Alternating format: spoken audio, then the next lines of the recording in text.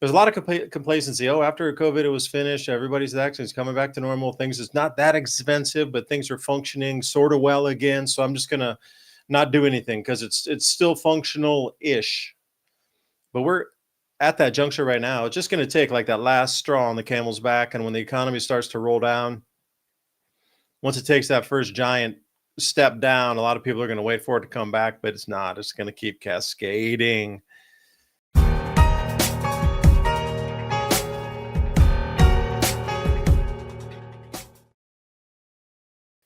We're above 1929 levels. So, so many people have set their entire life savings into these markets, waiting for them to continue to go up into infinitum. And what happens if it doesn't? What if people lose 90% of everything they saved for the last 50 or 60 years? Well, what will that do for our society? Just that alone. Forget all these other things with the power and with the food supply and all these unknowns that are happening. We switched the money system. If anybody didn't know, we've come into a new monetary system as of 3 weeks ago when they started with the Genius Act and the stablecoin.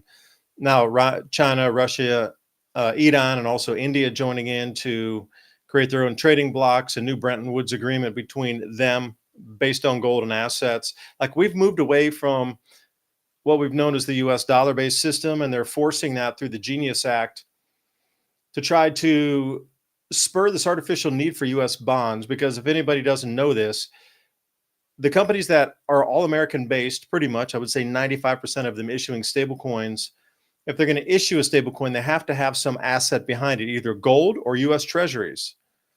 So that spurs an artificial need on these 30-day treasury notes for these stablecoin companies to buy 30-day treasuries. Say, look, we got a stack this big. Now we can mint a bunch of USDC or USDT, and then the overage on that from the interest they're making, they buy a little more next time so they can mint more coins. And this is the way it is. It's spurring an artificial demand for that. And the US government is trying to push demand out into the rest of the world, where an Uber driver could say, I'd prefer to get paid in USDT, USD Tether, or USD or Circle instead of the local currency in somewhere like Brazil. So they're trying to get adoption on this digital system. We have moved away from the physical cash markets that you knew. We have shifted into a completely different system. It's not the fanfare you get. They're not going to rename it. It's still going to be digital dollar. They're not going to rename it. They don't want to spook anybody. But we have moved over to a new system. This is why there's so much, shall we say, contagion going on. And from where we move for here, it's just going to be real interesting through the next year, 12 months or under even, as to what happens. So, Greg, if the market does kind of implode, boosh, then how does that bode for the rest of us, or anybody even trying to get ready for these changes? Because at that point, that will be the last catalyst for this great change and the great reset inbound here. Well, if the market implodes, a lot of people's wealth are tied up in that, and a lot of that's just going to go down to being worth a heck of a lot less, and some of it may be just plain worthless. So a lot of these stocks, I expect a stock market crash for some time. I've been expecting it for a long time. I'm surprised it's taken so long, because all the indicators are really racked against it. Even though you may have a bull market, and things may be looking up, the long-term prospects, the foundations of it just aren't well. It's kind of like having a house of cards built on sand by a river and the wind's blowing. So there's so many bad things coming at us at one time right now that people just choose to ignore it. It's like this, we should give it a name, the syndrome where people are in complacency. There's a word for it. I just can't think of it right now. But the normalcy bias, it's kind of like that. But I think it's bigger than regular normalcy bias. I don't know how it can go up, but the key thing in what you were talking about, why did they do that? It's because the United States has got a lot of debt, and our debt is growing, but nobody was buying the means to finance our debt in treasury bonds. That's why they created an artificial market for it. They needed some new trick, some new drug deal to keep this country running. How much longer can we run like this, running the debts up, over $30 trillion we're at now, heading toward 33 trillion, some crazy number like 37. that. 37. Oh, If no one's buying the debt, if no one's buying the treasury notes, how do you keep that train running? At some points, the wheels going to come off the train, and I don't know how the government's going to operate. They're going to have to claim insolvency. All kind of things are going to be hitting the wall when these things happen. It's going to be a train wreck. The train is steaming toward the bridge, but the bridge is out, and it's a deep canyon down there. So I don't know how this country, it'd be a different country. Yeah, they're going to have a reset. That's definitely what it is, some kind of big reset. So, and that's the scary thing.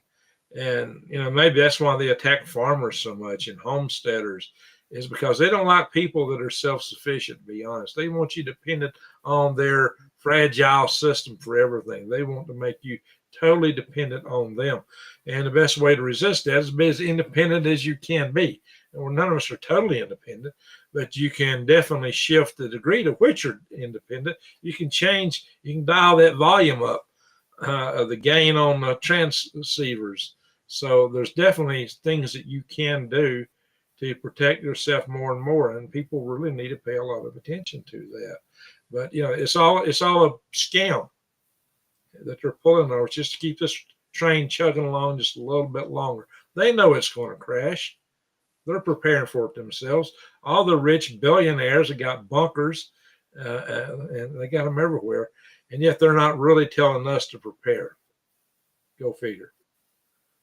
So walk me through it then. I mean, as this, say, a financial contagion event were to happen, then it's not going to be like an EMP event where everybody just goes totally dark at the same time. That would create an enormous amount of panic, and people would they would probably lose their minds and do things that most humans won't do to stay alive. But during this time of a financial contagion, would we see something like groups of men and women walking through towns to try to find work like they did in the 1930s with the Hoovervilles and people setting up and just like tent cities everywhere?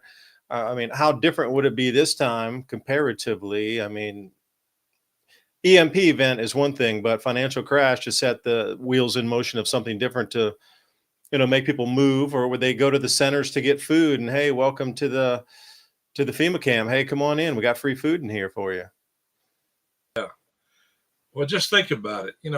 What happens when you can't pay your mortgage? One of the reasons I moved is I don't have a mortgage now. When you can't pay your mortgage, you're out. If you can't pay your rent, you're out. Oh, yeah, they want us all to be renters, by the way. That's part of the scenario. Now, maybe they will create some kind of funny money. And if you swear your oath to them and give up all your personal freedoms, what's that old adage? You'll own nothing. You'll have no privacy. You'll own nothing, and you'll be happy. Maybe just happy to have something to eat on occasion. So, they got some kind of game coming at us, and this is probably all part of it. And it's probably one they call it the Great Reset. But I don't think none of us want to be playing their game, because it's a game of slavery. It's a game of you're an ant. Let's put this implant in you, by the way, while we're at it. You got to take that and everything else we tell you to take, and whether it be the hokey pokey or whatever we tell you to take, you got to take, because you're ours now. You're in our system. So swear allegiance to us. Take the mark or whatever it is they want to roll out on you. And you're powerless because you're totally subservient to their system. That's what they want.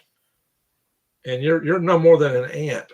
You may, if they put an implant in you, you may actually lose. Hey, at first it might seem like, it's going to be like the Matrix. We're going to get to eat steak every night and have fun. Yeah, they're going to run that program as long as they have to. Once they got everybody socked in, you're going to be a mindless worker bee ant if you're lucky. If you're lucky. So how's the comet fitting in? Because if you're looking at the timelines of this thing, this Atlas comet is going to be arriving in late October. A lot of, conjecture points at the same time where the beginning fall of the markets that will eventually lead to this downward trend of some 90% begins around this time, supposedly, just supposedly. So I'm just wondering how they can fit the comet into this whole narrative play, because you see it plain as day. They are just really running with this comet being so different, and it's glowing from the front. It's got its own light source. I mean, how is this all fitting in? You're looking at equations. If you're going to try to write an equation out, I mean, this got to plug in somewhere. Well, it may do it in that. Have you noticed suddenly there's Congress critters and a lot of other people suddenly now talking about UFOs and talking about aliens, and now there's kind of sort of, a soft disclosure. Oh, they're real. They're this. They're that. So, it harkens back to what Reagan said at the UN. One way to unify all the countries is with a giant external threat. And that may be part of the game, along with this fear of war. Suddenly, you're going to get peace and protection, and you're going to be okay only if you sign up to what we're passing out, only if you pick up what they're putting down. And quite frankly, it'll start rat poisoning me. I don't want no part of it. The obvious question, are you on shrooms? Illuminated shrooms combining 6 powerful mycelium and a fulvic mineral delivery system, selected for their synergistic, restorative, and protective actions. Potent. And please remember, ladies and gentlemen, every purchase you make helps keep this podcast on air. So please remember that link's in the description box below. And are you shrooming? Please remember civilizationcycle.com and also buy me a coffee /civilization cycle.